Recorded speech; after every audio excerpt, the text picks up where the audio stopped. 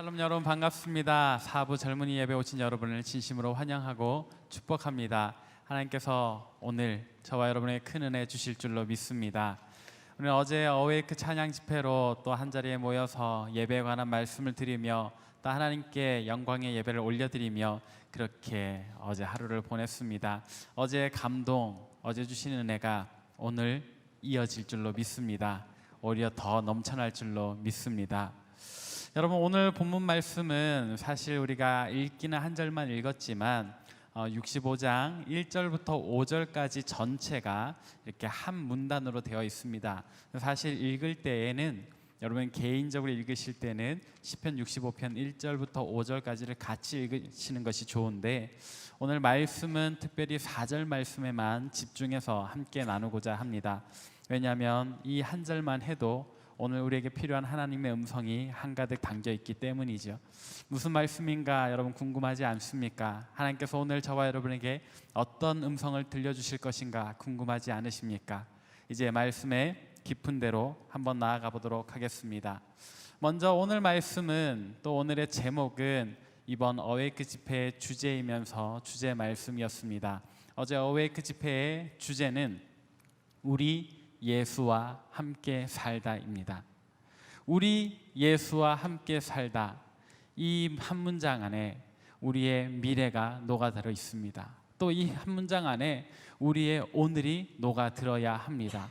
근데 여기에서 말하는 우리는 어떤 존재들일까요? 저와 여러분들은 어떤 존재일까요?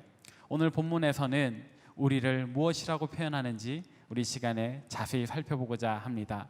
우리 함께 오늘 본 말씀의 앞부분을 한 목소리로 읽어보도록 하겠습니다. 시작. 주께서 택하시고 가까이 오게 하사 주의 뜰에 살게 하신 사람은 복이 있나이다. 아멘.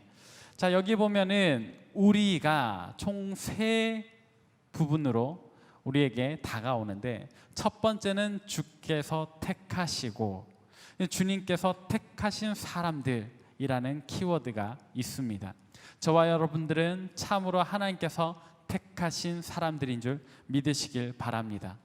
여기서 택하다라는 단어의 의미는 좋아하다, 그래서 선택하다라는 거예요. 이게 그냥 어쩌다가 걸리는 것이 아니라 지나가다가 서로 모르는 사람이 그냥 잠깐 스쳐 지나가는 그런 장면을 말하는 것이 아닙니다. 택한다라고 하는 것은 하나님께서 우리를 향해서 분명히 어떤 감정을 가지고 계신데 그 감정은 호감, 그 이상의 것, 사랑하는 것, 그런 감정을 가지고 정확하게 쳐다보는 것을 이야기를 하는 거예요. 우리를 향해서 하나님께서 좋아하는 감정, 아니요, 사랑하는 마음을 가지고 우리를 정확하게 보고 있는 겁니다. 저는 눈이 좀 작습니다. 그래서 말씀을 전할 때 죄송합니다만 여러분들 한 사람 한 사람의 얼굴이 잘 보이지 않습니다. 또 제 쪽은 밝고 여러분 쪽은 조금 어둡기 때문에 또 제 시력이 좀 안 좋아서 죄송합니다만 저 뒤에 계신 분들은 특별히 그냥 형상으로만 보입니다. 근데 우리 하나님의 관점은 그렇지 않다라는 거예요. 하나님께서는 분명히 저와 달라서 만물을 꿰뚫어 보는 눈으로 우리 각 사람 한 명 한 명을 눈에 담아서 보고 계시는 거예요.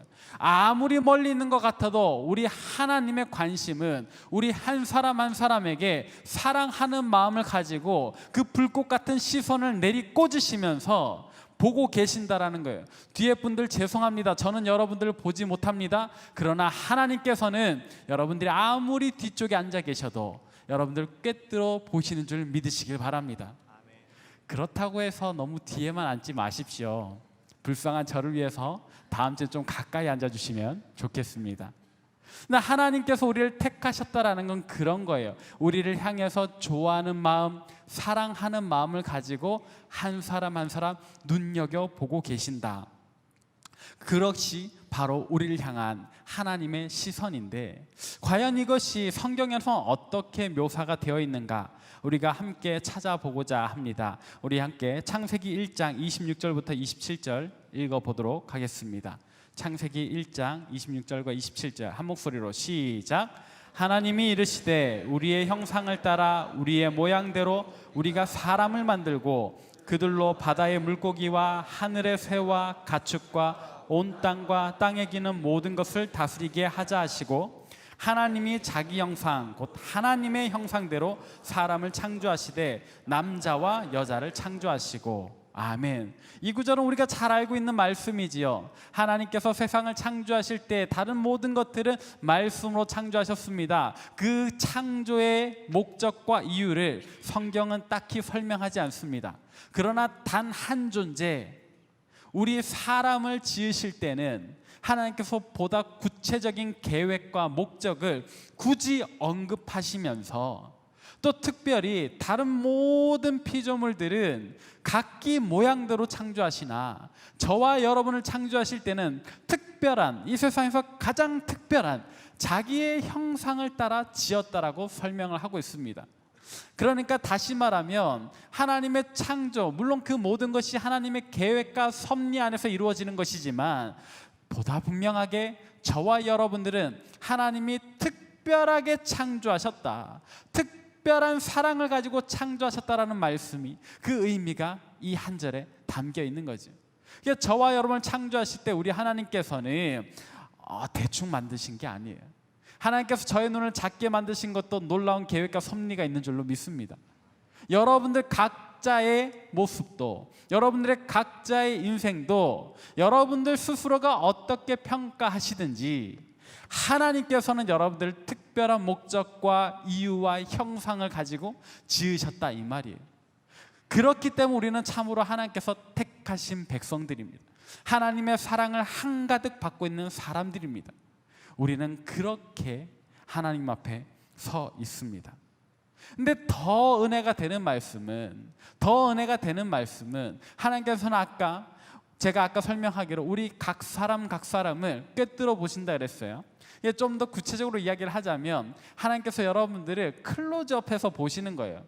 저의 눈에는 그런 기능이 없어가지고 멀리 계신 분들은 이렇게 봐야 하지만, 하나님께서는 우리가 어디에 있든지 하나님 눈앞으로 당겨서 보고 계시는데, 그것은 어떤 모습이냐? 제가 참 좋아하는 말씀, 하나님께서 우리 사람을 지으실 때 흙으로 자기 형상으로 지으시고 마지막에 어떻게 하셨냐면 그 코에 생기를 불어넣으셨다.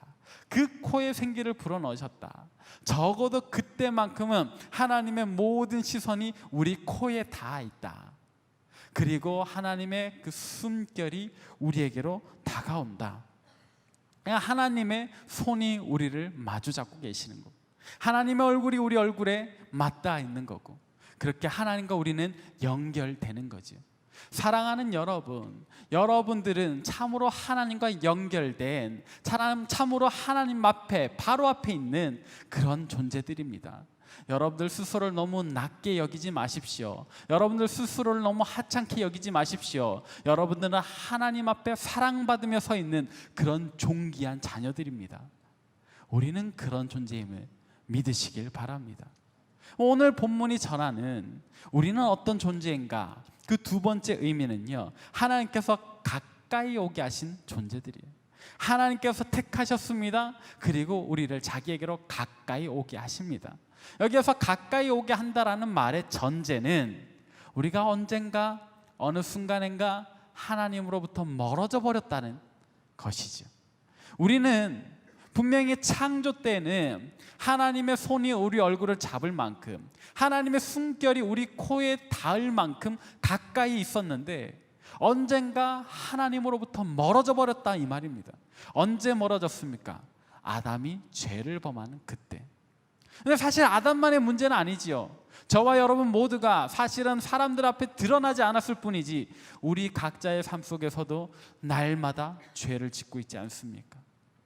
우리가 그렇게 하나님 싫어하시는 죄를 지을 때마다 하나님과 우리의 관계는, 우리의 거리는 점점 더 멀어져 가고 있죠. 근데 하나님께서는 이것을 그냥 보고만 계시지 않는다. 오늘 말씀을 보니까 우리에게 어떻게 하신다고요? 우리를 가까이 오게 하신다. 하나님 정말로 죄를 싫어하시는데, 그래서 우리의 죄를 다 씻어주시고 자기에게로 가까이 오라 말씀하시는 하나님이십니다. 우리는 이것을 어디에서 찾을 수 있느냐? 이사야 1장 18절 말씀인데 과연 하나님께서 우리에게 뭐라고 말씀하시는지 한번 봅시다. 이사야 1장 18절을 함께 읽습니다. 시작. 여호와께서 말씀하시되 오라 우리가 서로 변론하자. 너희의 죄가 주홍 같을지라도 눈과 같이 희어질 것이요 진홍같이 붉을지라도 양털같이 희게 되리라. 아멘. 하나님 우리에게 뭐라고 말씀하셨습니까? 첫 단어 오라. 야 중녀가 너 멀리 있지 말고 내게로 가까이 와라. 이리 와라. 내 옆으로 와라. 내 품 안으로 와라. 우리 하나님께서는 우리에게 그렇게 말씀하십니다. 때로는 우리 스스로가 우리의 죄를 깨달아서 하나님 부끄럽습니다.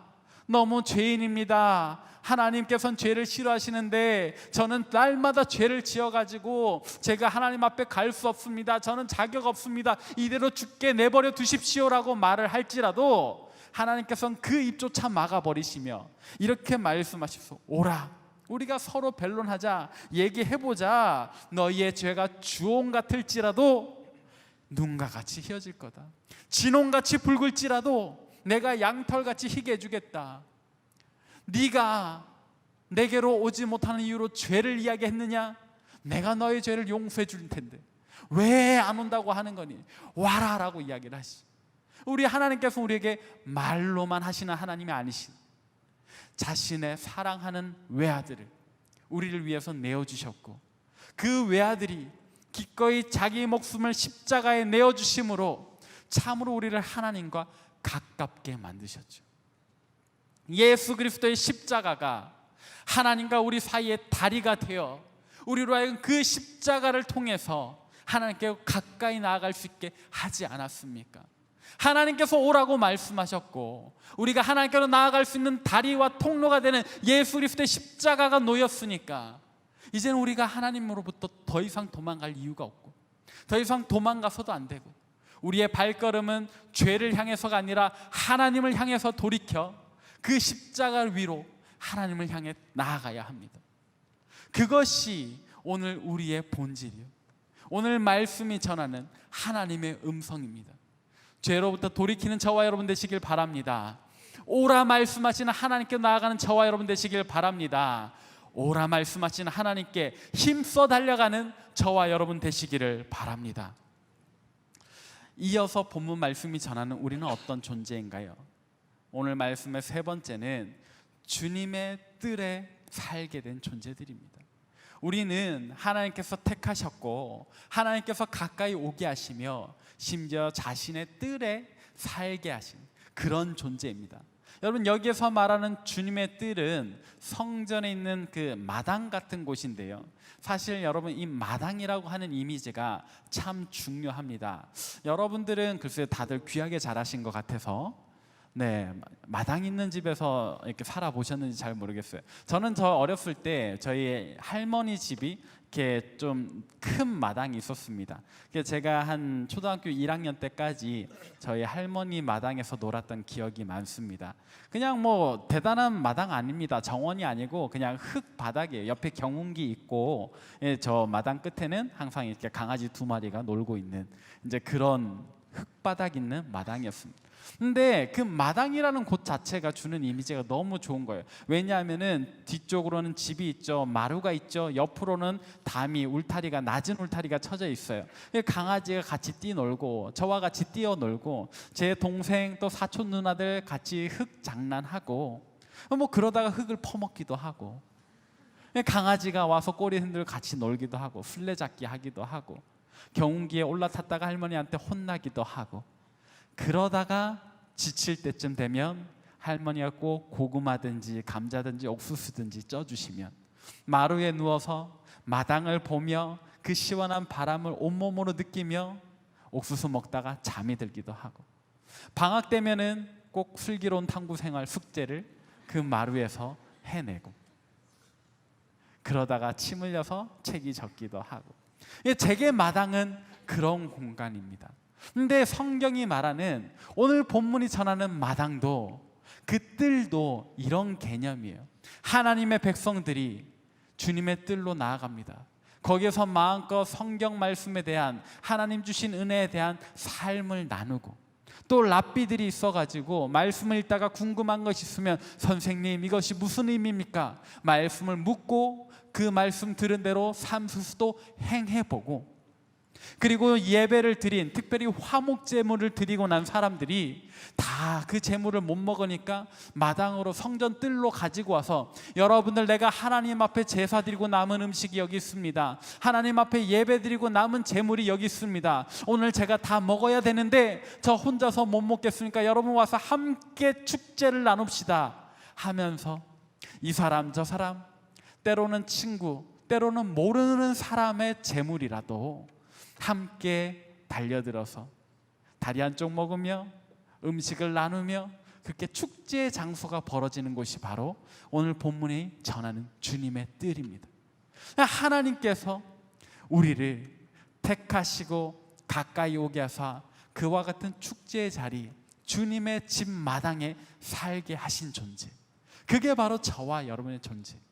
여러분, 바꿔서 이야기하면 오늘 본문에 있는 이 주님의 뜰은 분명히 이 세상, 우리 삶의 자리에 어딘가인데, 그러면서도 역설적으로 하나님 나라의 기쁨을 누리게 하는 장소예요. 그렇다면 오늘 본문의 주님의 뜰과 같은 공간이 오늘 저와 여러분의 삶 속에서는 어디가 될까요? 바로 이곳.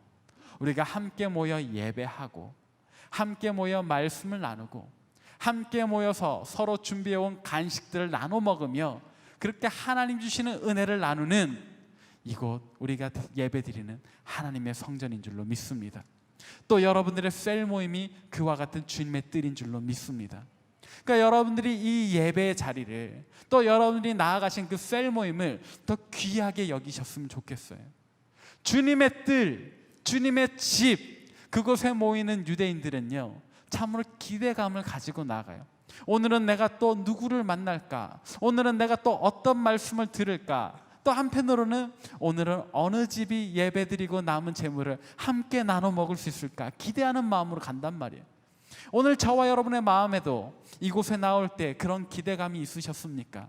이 예배 때 받게 될 하나님의 은혜와 음성을 기대하는 마음, 또 셀 모임 때 만나게 될 셀원들을 향한 기대하는 마음, 또 때로는 여러분들 각자가 준비한 이 음식을 함께 나누는 그 즐거운 식탁의 교제, 거기에 대한 기대감이 있냐 이 말입니다. 만약에 그런 기대함 없이 여러분들이 이 자리에 오신다면 오늘 이후로는 바뀌기를 소망합니다. 주님께서 우리를 택하시고 우리에게 오라 말씀하시면 우리를 가까이 오게 하실 때에는 우리로 하여금 기쁘게 하시려고, 주님 안에서 이곳에서 하늘의 기쁨, 하나님 나라의 기쁨을 누리게 하시려고 부르신 거지. 우리로 하여금 예수 그리스도와 함께 살게 하시려고, 그 기쁨의 자리에서 살게 하시려고 우리를 부르셨는데 왜 우리는 무미한 감정으로, 무미 건조한 감정으로 이곳에 나오고 있는 걸까요? 사랑하는 여러분, 여러분 교회 오실 때 여러분 옷을 고쳐 입으시잖아요. 그러면서 여러분들의 마음도 한번 정리하시길 바랍니다. 여러분 이곳에 나오실 때 거기서부터 예배가 시작된다고 했어요. 머리를 말리실 때, 옷을 입으실 때 그 모든 것이 예배의 시작입니다. 그럼 여러분들 오늘 이곳에 나오실 때 말씀에 대한 기대감, 찬양에 대한 기대감, 모임에 대한 기대감을 준비하셔야 돼요. 그래야 여러분들 이곳에서 더욱더 큰 하나님의 은혜와 기쁨을 받는 거죠. 여러분, 기쁨은 준비된 사람에게 더 크게 다가가는 겁니다. 어쩌다가 다가온 사람은 누리게 되는 기쁨도 약해지는 거예요. 여러분들 어딘가 여행을 가시더라도 그 여행지에 대해서 적어도 먹을 거 볼 거는 준비해서 가시잖아요. 어디에 가서 무엇을 볼 건지, 어디에 가서 무엇을 먹을 건지, 그렇게 준비해서 갔을 때 아쉬움 없이 누릴 수 있지. 그냥 발 닿는 대로 가서 혹은 손길 닿는 대로 보고 오면 물론 그것도 좋겠지만 나중에 누군가가 너 거기 가봤어? 나 가봤어. 너 그거 봤어? 못 봤는데 하는 아쉬움은 없어야지. 여러분, 예배도 마찬가지입니다. 주님의 집에, 주님의 뜰에 나오실 때도 마찬가지예요. 여러분들이 얼마나 기대하느냐에 따라서 하나님 예비해 주신 기쁨이 여러분들의 입에, 여러분들의 영혼에 풍성하게 채워질 수도 있고, 여러분들이 가지고 간 주머니가 너무 작아서 요만큼만 가지고 돌아갈 수도 있다 이거죠. 여러분, 우리는 주님께서 기쁨 가운데 살게 하시려, 자기 뜰에 살게 하시려 택하시고 가까이 오게 하신 하나님의 백성들입니다. 그러니까 우리는 그 목적에 맞게 우리 마음도 정리해서 참으로 하나님 앞에 기대함을 가지고 나아와야 하지 않겠습니까? 그래서 오늘 말씀이 어제 신영석 교수님의 말씀과 이어지는 지점, 우리가 그것을 또 찾아야 하는데, 그것은 무엇이냐? 이 모든 기쁨을 누릴 수 있는 것, 하나님의 택하심을 우리가 확인하고 하나님께서 가까이 오게 하심을 확인하고, 또 우리가 정말로 주님의 뜰에 머물러 있는가, 살 수 있는가, 살고 있는가를 확인하는 그 장소는 어디다? 바로 이곳, 예배하는 곳이다. 우리가 예배를 통해서 우리의 정체성, 오늘 말씀이 전하는 우리의 존재 가치, 하나님 택하셨다, 가까이 오게 하셨다, 자기 뜰에 살게 하셨다는 것을 확인하는 것이 바로 이 예배라는 말입니다. 여러분, 이 예배에 성공해야 우리 인생의 성공이다라는 말을 심상치 않게 들으시잖아요. 종종 들으시잖아요. 근데 그 말은 참으로 진리거든요. 왜냐하면 이 예배야말로 하나님과 우리가 만나게 되는 신비의 영역에 속해 있기 때문이죠. 하나님 우리를 택하셨다 그랬어요. 우리를 부르셨어요. 우리를 부르신 하나님께서 여기 안 나오실까요? 여기 임재하시죠. 그러면 하나님이 계십니다. 우리가 나왔습니다. 같은 시간 같은 공간 안에 있으니까 하나님과 우리는 비로소 접점을 만나게 되는, 이 예배에서 우리 육신의 눈에는 보이지 않지만 우리 영혼의 눈이 느낄 수 있는 하나님의 존재가, 하나님의 임재하심을 오늘 우리는 느끼고 있는가, 누리고 있는가, 이것이 중요하다는 거죠. 사랑하는 여러분, 어느새 계절이 바뀌고 2018년이 시작한 지 절반이 지나가다 보니까 여러분들의 몸도 마음도 많이 지쳐가는 것 같습니다. 그러나 여러분, 일어나셔야 합니다. 깨어나셔야 합니다. 어웨이크 하셔야 합니다. 예배에 대해서 우리의 가치를 다시금 세우고, 우리가 어떤 존재인가, 나는 참으로 하나님께서 택하신 자요, 나는 참으로 예수 그리스도의 십자가를 통해서 하나님 앞에 나아가야 하는 자요, 주님의 뜰에서 머물러 살자, 나는 그렇게 하나님의 사랑을 입은 자, 나는 그렇게 하나님을 사랑하며 살아가야 하는 자라는 그 예배자의 의식을 회복해서 우리가 다시 뜨거워지기를 바랍니다. 이따가 보고 영상을 보겠지만 2018년 첫 번째 아웃리치를 벌써 다녀왔고 잘 다녀왔습니다. 올여름 뜨겁기를 기대합니다. 근데 여러분, 우리의 마음이 먼저 뜨거워야지요. 우리의 믿음이 먼저 뜨거워져야 되지요. 올해 몽골로, 마카오로, 또 여기저기로, 또 우리 교회, 청년교회가 하는 행사가 아니더라도 여러분 각자의 삶 속에서 많은 계획들이 있으시지요.